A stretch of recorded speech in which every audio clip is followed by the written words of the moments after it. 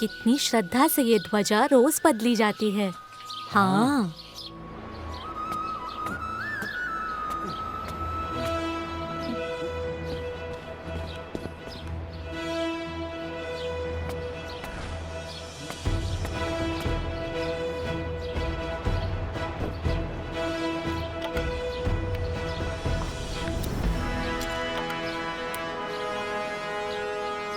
जय जगन्नाथ। जय जगन्नाथ। जगन, मेरी माँ को जल्दी ठीक कर दो।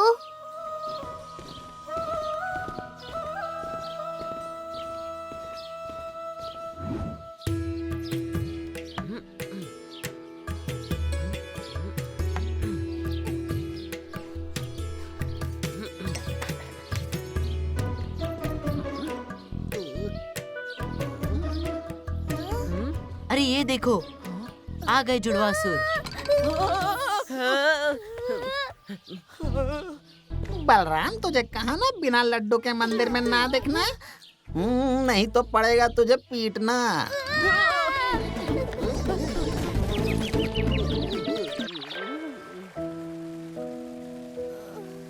ना दुकान संभाल पाया, ना माँ के लिए खाना ला पाया। दामू की वजह से आज सवेरे से कुछ खा भी नहीं पाया। इतनी भूख लगी है।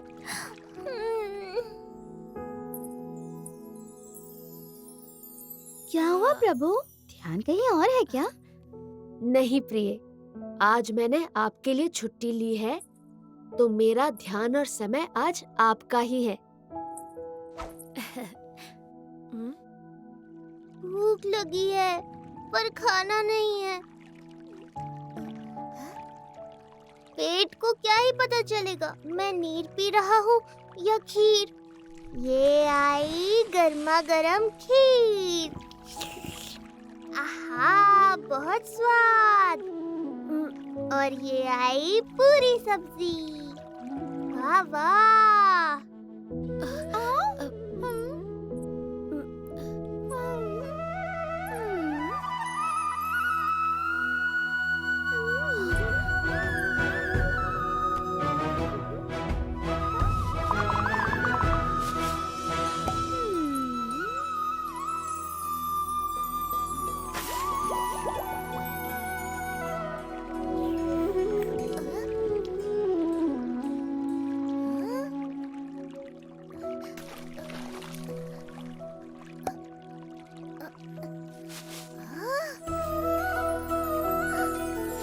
भोजन, वही जिसकी मैंने इच्छा की थी। वाह। अब खाइए प्रभु। पहले माँ को खिलाता हूँ।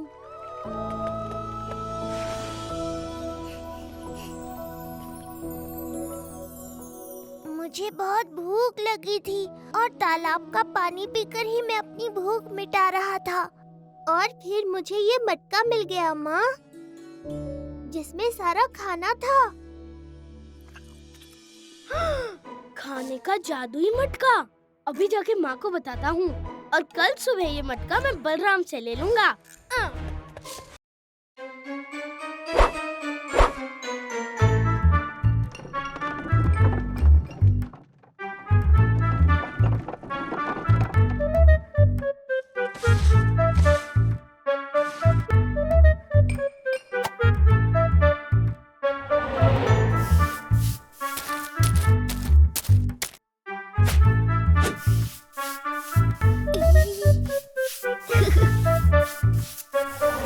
पता है बड़े पंडा जी, बटुक को कला से बहुत प्रेम है। कोई प्रेम नहीं है। मैं जानता हूँ भैया, आपने जानबूझकर मुझे इस प्रतियोगिता में निरीक्षण करने भेजा है। बटुकनाथ जी, एक भाई अपने दूसरे भाई को ना सताए, ऐसा तो नहीं हो सकता।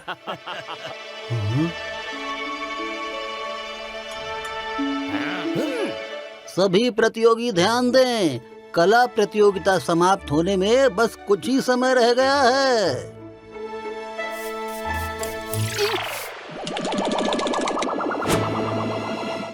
क्या हुआ मेरे भाई? वैद्य को बुलाओ कोई।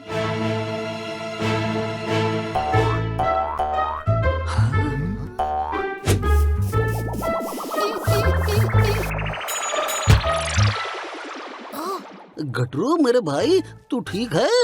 अब मुझे लगा जैसे मैं कोई स्वप्न देख रहा हूँ। कैसा स्वप्न गटरू, वो भी दिन दहाड़े? सेनापति जी, मैंने स्वप्न में देखा आप अपने घोड़े से गिर रहे थे। तुम्हारा ये साहस! सेनापति जी क्षमा क्षमा, पर ये चित्र मैंने नहीं बनाया। ऐसा लगा जैसे प्रभु जगन्नाथ मुझसे ये बनवाना चाहते थे। मैंने कुछ नहीं किया। पर ये दोनों अवश्य कुछ करने वाले हैं। कोई बात नहीं, चलो बटुक, प्रतियोगिता समाप्त करते हैं। ये बहुत ही सुंदर कलाकृति है। आज से ये हमारे राजमहल की शोभा बढ़ाएगी।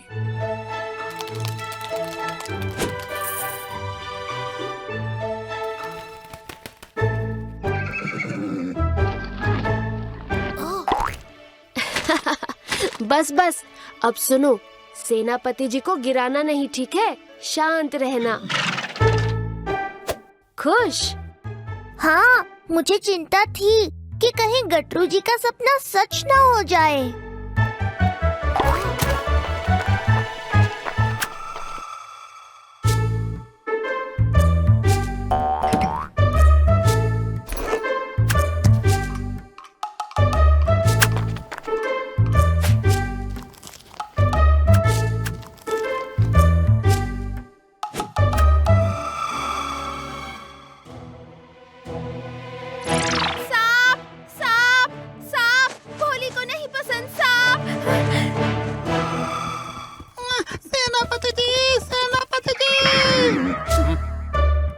आपसे फिर से क्षमा मांगने आया था उस चित्र के लिए। कोई बात नहीं गटरू, वो तो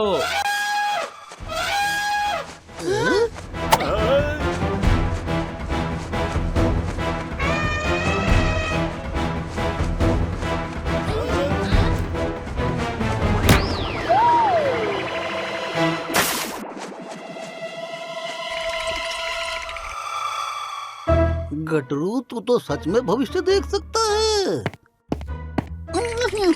देख नहीं सकता, भविष्य का चित्र बना सकता हूँ। अरे कोई मुझे तो उठाओ।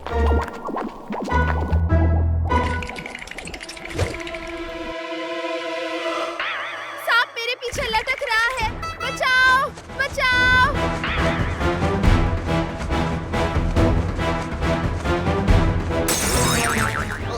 मर गए।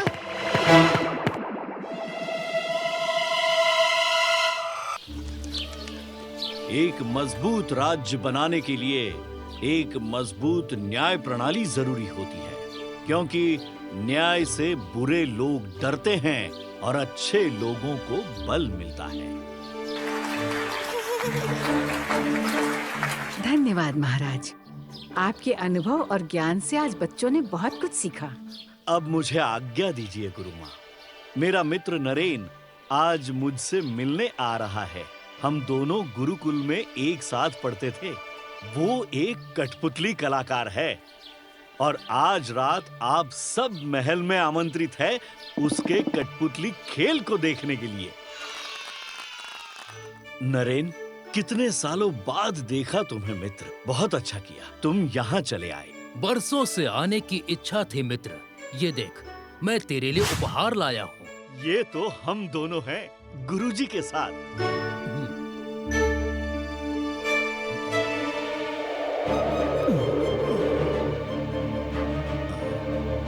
अब तू वही करेगा जो मैं कहूँगा। मैं वही करूँगा जो तुम कहोगे। मैं वही करूँगा जो तुम कहोगे।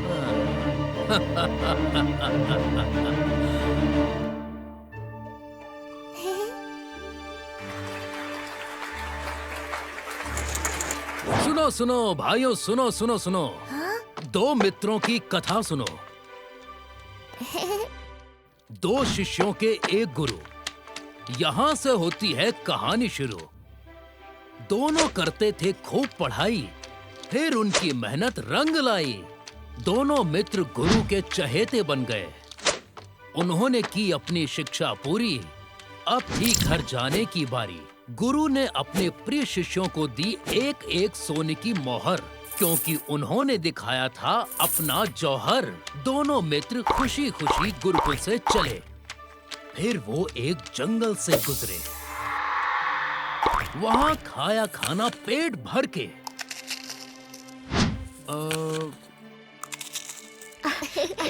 एक शिष्य ने अपनी मोहर को लड्डू में छुपा दिया और ये राज अपने मित्रों को बता दिया।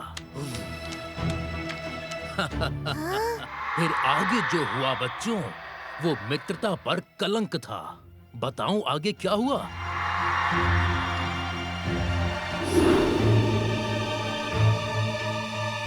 सुनो सुनो सुनो, सब सुनो।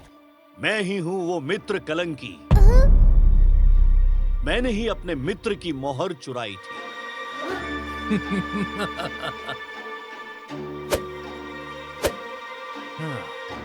एक राजकुमार को चोरी की क्या जरूरत? हाँ? क्योंकि मुझे है जुआ खेलने की लत। मुझे क्षमा करना मेरे मित्र। मैंने तुम्हारी सोने की मोहर चुराई। मैंने खुद के राजकोष से मोहरें चुराई। यहाँ तक कि मैंने जगन्नाथ भगवान के कोष से भी मोहरें चुराई। मैं आप सबका दोषी हूँ और मुझे सजा मिलनी ही चाहिए।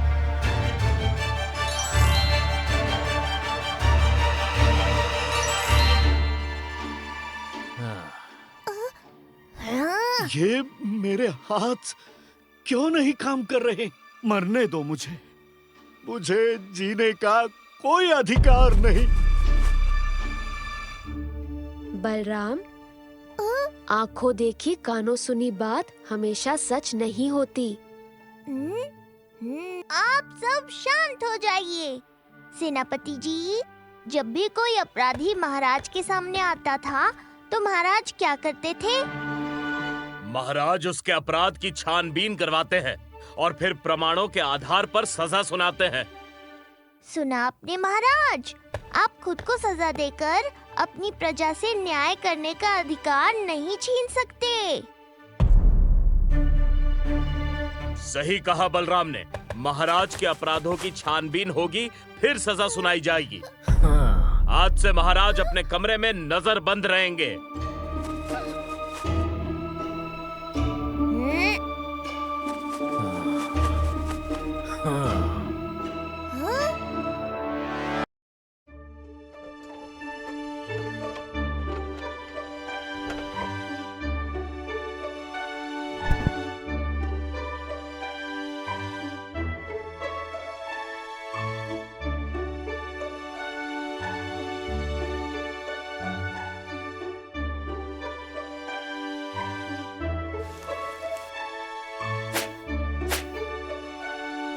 बाबा, ये तो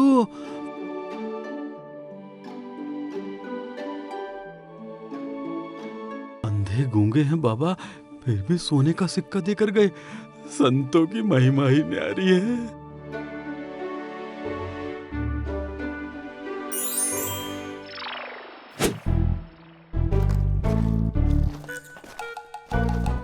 इतनी देर से आया है लाला? नई जगह है, ऐसा नहीं थोड़ा पहले आ जावे। पूरे संसार से मौन व्रत ले रखा है, पर मुझे डांटने में कोई कसर नहीं रखते। मनुष्यों से ना बोलने का संकल्प मैंने संसार की शांति के लिए लियो है। तू मनुष्य थोड़ी है। हाँ हाँ, मैं तो आपका लाला हूँ। हाँ, अब ज्यादा बातें ना बना, मुझे मंदिर ले चल।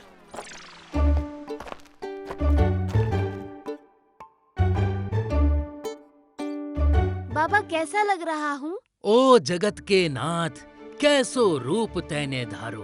गोल गोल अखियन में संसार समायो। खुली बहियन से भक्तन को हिये लायो। काली देह पर पीली धोती, नारंगी पत को खूब भायो।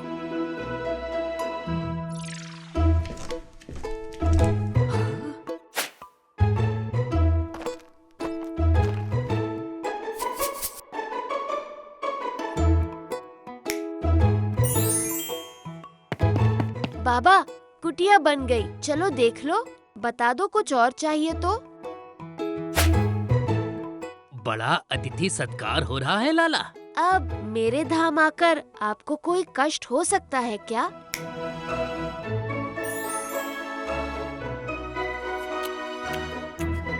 बाबा, मैं पुरी के महाराज और मेरे मित्र बलराम से आपका परिचय करवा देता हूँ।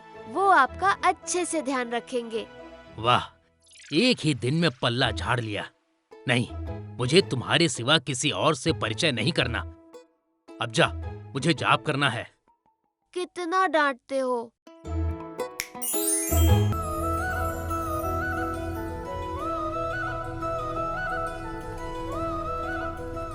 इसी के साथ तुम्हारा मौन व्रत संपूर्ण हुआ।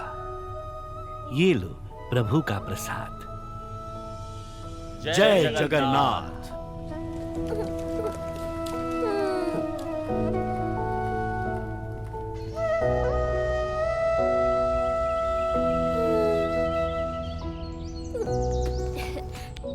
अकेले अकेले खाएगा? मुझे भी खिला। जगन, तूने ये सही नहीं किया। मैंने तुझे मना किया था ना मेरी मदद मत करना। मेरा व्रत भी टूट गया और तू भी शर्त हार गया। अरे मैंने तेरी कोई मदद नहीं की। झूठ मत बोल। वो मधुमक्खी, देवजानी का पत्थर, गटरू मटरू को डराना। मेरी आंखें बंद थी पर कान तो खुले थे। और फिर वो सूर्यास्त करना, वो सब लक्ष्मी जी, दाऊ भैया और सुभद्रा ने किया। और सच कह रहा हूँ, सूर्य देव भी खुद अपने आप अस्त हुए। मैं तो खुद चकित हो गया था। पर जैसा कि मेरे भैया ने कहा, मेरे भक्तों की रक्षा मैं चाहे करूं या ना करूं, वो सुरक्षित हो ही जाते हैं। रो नहीं, ये पहली बार नहीं हुआ। रामायण और महाभारत तक में सूर्य देवता जैसे कईयों ने मेरे भक्तों का साथ दिया है बलराम। सच्चे भक्त से कोई नियम टूट भी जाए तो मैं जानता हूँ उससे भक्त की भक्ति में कोई कमी नहीं आती। और कभी कभी भगवान को भी लीलाएं करनी पड़ती हैं। समझा बुद्धू भक्त मेरा? समझ गया मेरे लीलाधर भगवान, समझ गया। अब मेरा प्रसाद दो।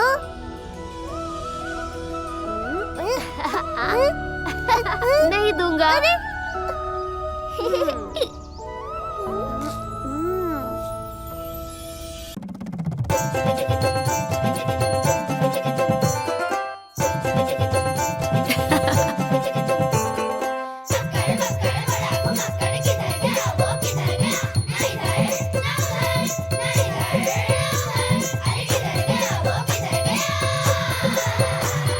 संकट भागे तुम दबा के जब वो साथ हो, है ना कोई उसके जैसा ऐसा यार। वो नुस्खे हैं अनोखे उसकी ही बातों में, प्यार की ऐसी झलकी उसकी आंखों में।